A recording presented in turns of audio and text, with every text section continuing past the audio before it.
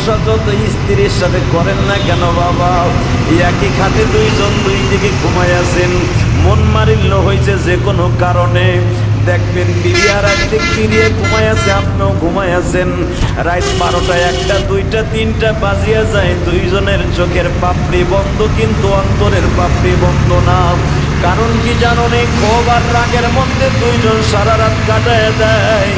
আমার আল্লাহ এই জন্য বলেন, স্বামী স্ত্রী যখন রাগ করে দুই দিকে ঘুমায় যায়, দুই দিকে শুয়ে যায়, তাদের মাঝখানে একটা গজবের ফেরেশতা নাজেল হয়ে যায়, গজবের শয়তান নাজেল হয়ে যায়। এ আমার বন্ধুরা, কেন আমার আল্লাহ বলেছে জানুনি, স্বামী স্ত্রীর ভিতরে প্রেম প্রীতি ভালোবাসা,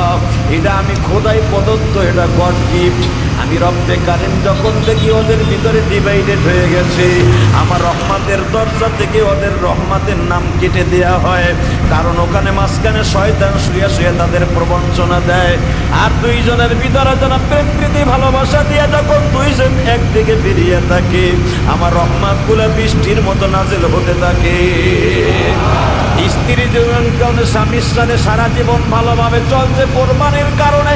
স্ত্রীর সাথে মন মানিন্য হয়েছে, একটা রাত্র যদি না ঘুমায়, তার প্রেমের কারণে স্বামীর চোখেও ঘুম নাই, স্ত্রীর চোখেও ঘুম নাই,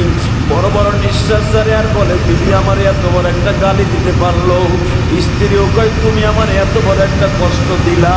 দুইজনের মনের ভিতরে যেরকম ধাউ ধাউ করে প্রেমের আগুন জ্বলে, অভিমানের আগুন জ্বলে, আমার আল্লাহ বলে, বান্দারে ওয়াল্লাযীনা আমানু আশাদ্দু হুব্বান লিল্লাহ, তোর ভিতরে আমার ভিতরে একটা প্রেমের মালা আছে,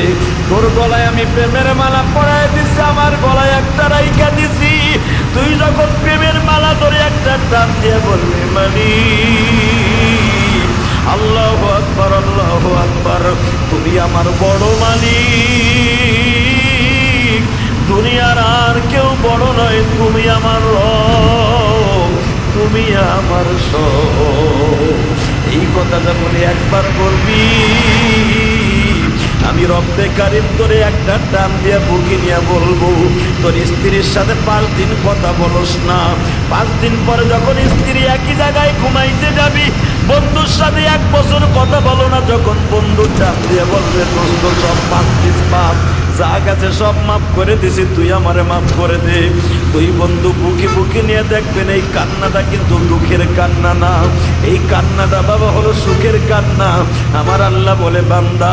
তুই যখন গুনাহ করি আমি আল্লাহর একবার ডাক দিবি, তোর গুনাহ করতে লাগবে 1 বছর 2 বছর 70 বছর 80 বছর, আর রব্বে কারিম কি